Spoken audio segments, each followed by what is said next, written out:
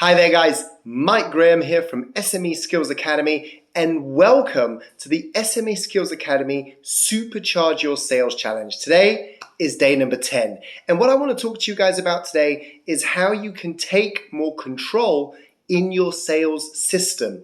You have to think about sales in this situation.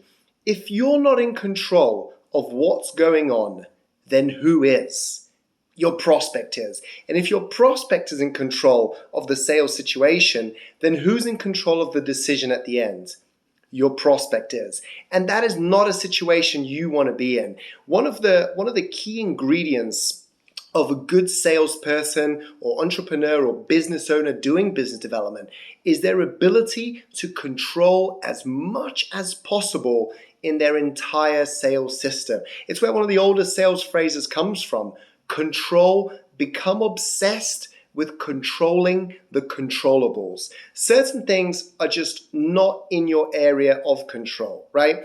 You can't control whether someone's going to turn up to your meetings or not. You can't control whether someone's going to say yes or no. You can't control whether it's going to rain or be sunny outside. But there's so many things in your sales system, in your pitch, in your strategy, in your process that you can control. And your role when you're doing business development is to become obsessed with controlling the controllables. And what I want to share with you today is 4 of the top parts of your sales system. When we think of your strategy, your process, your pitch, and your attitude, there's 4 big areas where you want to implement maximum control to generate the required outcome, the required result that you're trying to get. So point number 1, you want to get really good at controlling the sales process. So what we're talking about here is we're talking about that journey from the prospect comes into your pipeline, they go through maybe your first meeting, your second meeting, your third meeting,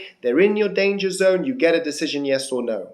You want to become very good at controlling each step along, moving the prospect from step 1 to step 2, to step 3, to step 4. The process should always be alive. The process should always be moving. The prospect should always be taken to the next step. And the person's job to do that is you. Your job is to move the prospect and take control of what the next step is going to be. It's never the prospect's job to take control of that process and start dictating to you what's going to happen next. Because the moment that starts happening, you lose control of the sales process, which means you lose control of the decision. And you don't want that to happen. So that's point number 1. Point number 2, in terms of where you really want to be in control. And listen, take notes at this part, and if you've got some questions, drop us an email, go to our website, inquire with us, and we can talk about this a little bit more. Well, point number 2 is you really want to take control of every single conversation in that sales process. The way to do this is to understand what the purpose is of each of those conversations in your sales process. Very rarely nowadays is, if you're selling a professional service or product, very rarely nowadays are you going to pick up the phone or you're going to meet someone for the very first time and they're going to be ready to buy your product or service. Very rarely does that happen nowadays. So that means you're going to need 1, 2, sometimes 3, 4 sales meetings, sales conversations, touch points with your prospects.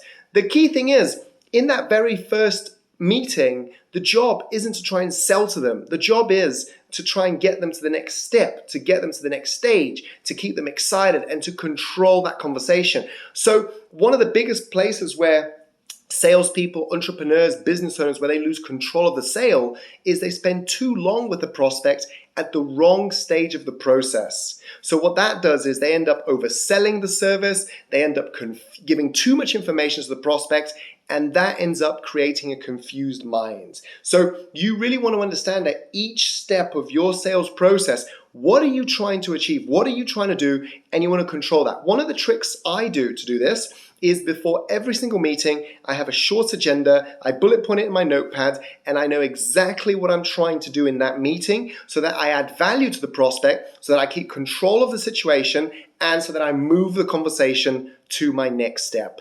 Very important. So those are the first 2 points.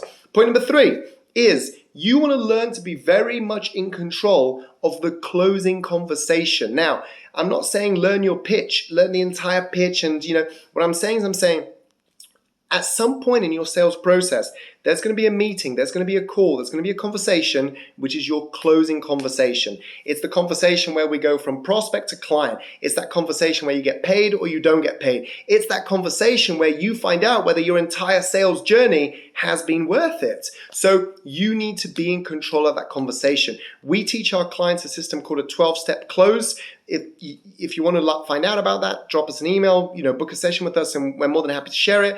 But if you don't want to do that, you've got to have your own system of closing. You've got to have a very structured conversation that you can use with people, that you can use with your prospects, that gets a desired outcome. The desired outcome is a decision, yes or no. We're not trying to trick people into saying yes, because that can create buyer's remorse. What we're trying to do is we're trying to get a clear decision, yes or no. And that conversation has to be very structured to generate the required outcome. So that's the third step. And the fourth step is this.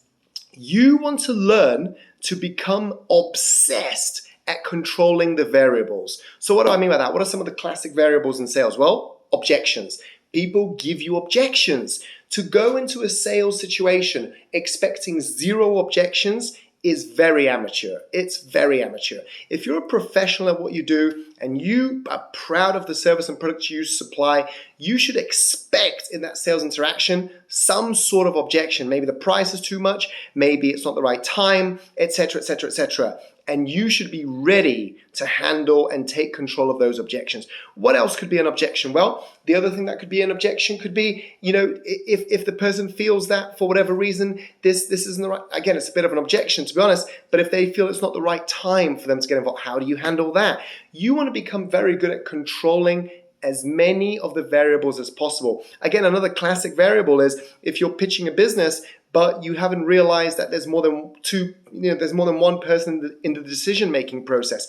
Get everybody in that decision-making process. Suggest early on in the process that you're going to get everybody in on the decision-making process. The big mistake salespeople, entrepreneurs, business owners make is they'll pitch one person the entire process. Pitch, pitch, pitch, pitch, pitch. Gets to the very end, they're looking for the close. The person then says, oh, we have to run this through the other directors or my manager or the directors or the CEO or whatever, whoever it is. That is you not controlling as many of the variables as possible. Because what's happened is you didn't identify early on that there was more than one person in the decision-making process, and because of that, you get stumbled and you lose control. You really want to learn, and there's many other variables as well, but you really want to think about your sales journey, your prospects that you're pitching, and you really want to nail that controlling the variables. So 4 big points. Number 1, take control of your sales process. Take control of each meeting in that sales process. Take control of the close and take control of the variables in your sales situation. If you can do those 4 things, guys, you're going to be so much more in control of your sales situation, your sales strategy, your process, your pitch is going to be so much stronger that you are going to explode in terms of your sales. You're going to be doing so many sales, you're going to have to stop doing sales. So listen, I hope this video has helped you. Again, my name's Mike. Thank you so much for joining us on the SME Skills Academy 30-day Supercharge Your Sales Challenge. Today's day number 10. I look forward to seeing you tomorrow for day number 11. And remember, SME Skills Academy, when sales matter, we deliver. Cheers and bye for now.